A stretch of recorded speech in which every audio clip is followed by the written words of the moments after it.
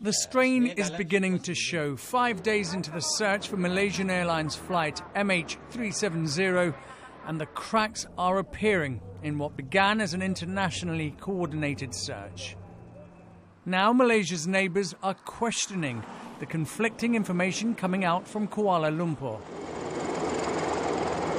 China, the plane's destination, has described the information as pretty chaotic. Vietnam is scaling back its mission, and India claims it has now been asked to join in the operation to extend the search near the Andaman Sea. The one certainty, there remains no sign of the plane, its passengers or crew. The arrivals board in Beijing simply said that flight MH370 was delayed.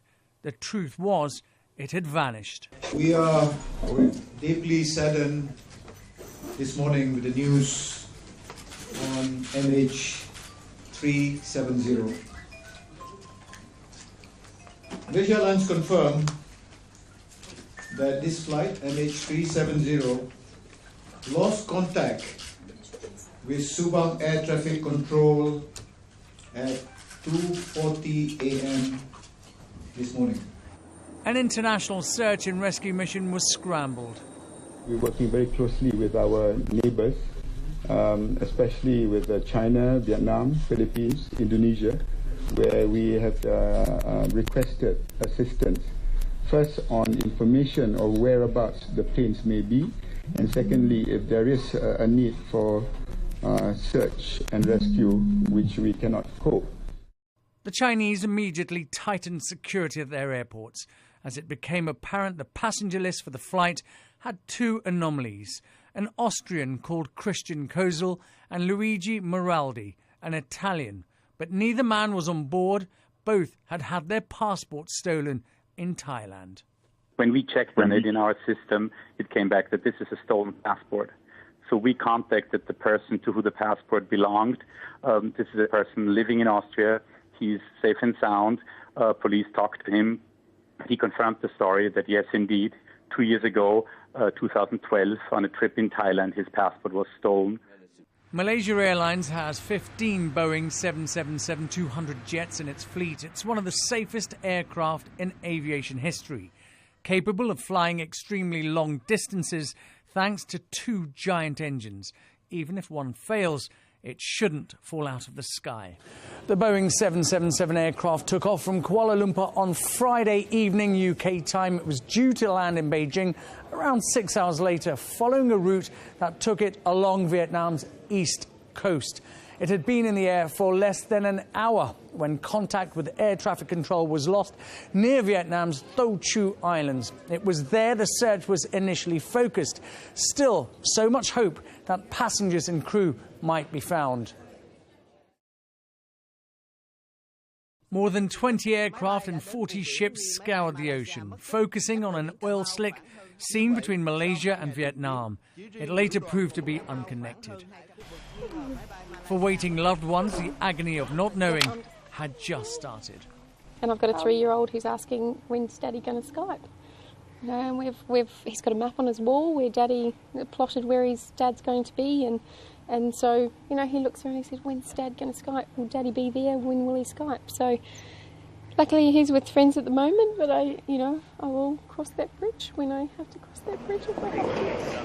The priority for any airline in an incident such as this is to care for the families of those affected, not just of the passengers, but also of the crew. And in the absence of facts, it's very hard for the airline to give out anything other than what it really knows. The search operation was clutching at straws. This debris, spotted by the crew of a Vietnamese Navy plane, was initially thought to be an interior door. Instead, another false lead. We confirm that our search now has been extended to even wider areas, because there is the possibility, we're looking at the possibility of an aircraft air turnback, in which case different locations will have to be identified. So the search in the vast Gulf of Thailand and in the South China Sea were extended to an area covering hundreds of square miles. The authorities then decided to look elsewhere. There was the suggestion the aircraft might have turned around, so they began to search the other side of the Malay Peninsula and on land, on the peninsula itself. 48 hours on, and with hope dwindling, there were still no concrete leads as to where the aircraft might be.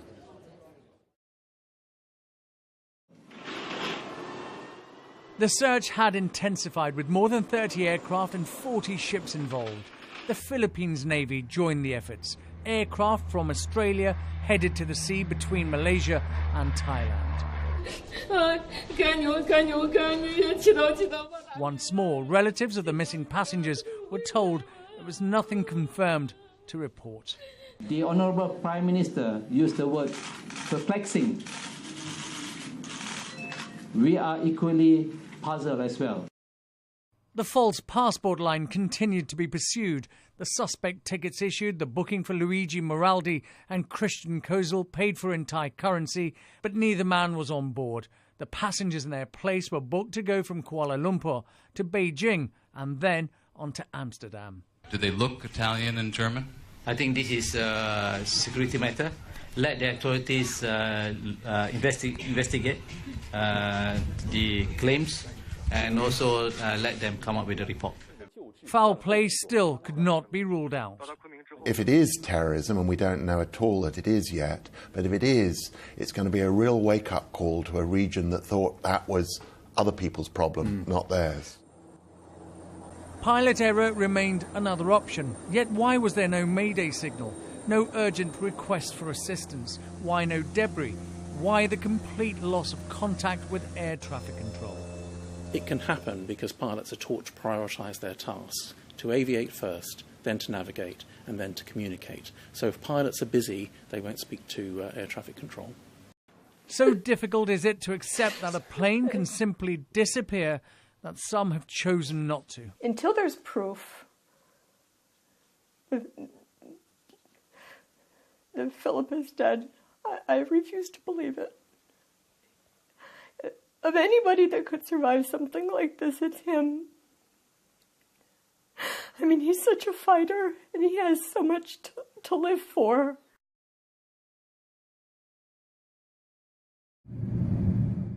Commercial flights continued above the Malay Peninsula as the search area was expanded further, beyond the projected path of MH370. Finally, late in the day, a breakthrough. The two men travelling on stolen passports were identified as Iranians. One, a 19-year-old with no known connections to terrorism. It's now believed he was simply trying to claim asylum in Europe. We believe that he is not likely to be a member of any terrorist group. And we believe that he is trying to migrate to Germany.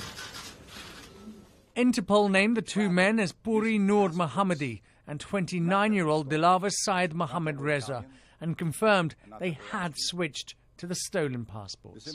We know that once these two individuals arrived in Kuala Lumpur on the 28th of February, they boarded Flight 370 using different identities. Initially, the search area focused on the Gulf of Thailand and the South China Sea, around the presumed flight path north of Kuala Lumpur and the surrounding areas.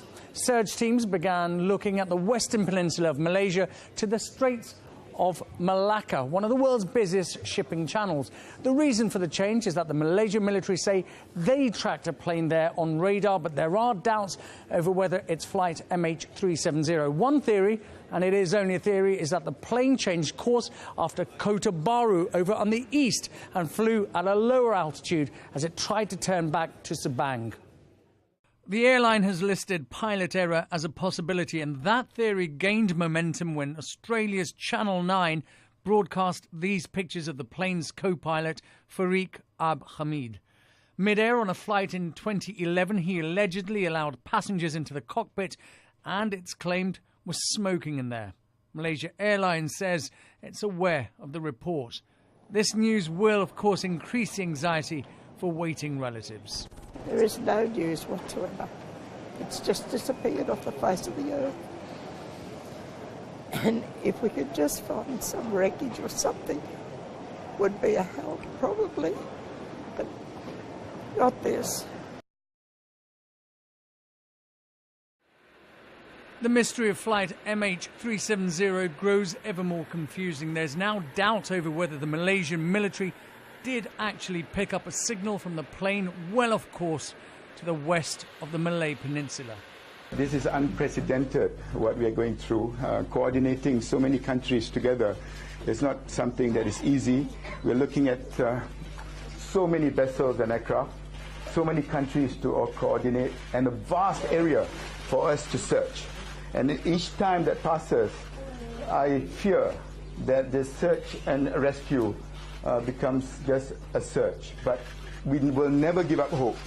And this we owe to the families. So 5 days on since flight MH370 disappeared, and there is still no trace of the aircraft. Today the focus is on two areas, the South China Sea and the Straits of Malacca, an area spanning 27,000 nautical square miles involving search teams from 12 countries. Malaysia's Air Force chief said military radar detected what could have been the plane at around 200 miles northwest of the island of Penang to an area near India's Andaman and Nicobar Islands. The data recorded was at 2:15 in the morning on Saturday local time. That's around 45 minutes after the plane vanished from air traffic control screens. One former pilot thinks a sudden cockpit depressurization could have rendered the pilots unconscious. The aircraft will continue on autopilot just as it's doing right now, turning on to this heading, the one that they pre-selected, staying at the same flight level and burning off fuel. It's got 3,000 miles worth of fuel on board. It would take it to about the middle of the Indian Ocean. Modern aircraft are built and designed not to vanish, but that seems to be exactly what's happened to flight MH370. As each day passes without a sighting offering an explanation, this aviation mystery deepens and the anguish for loved ones continues. Ashish Joshi, Sky News.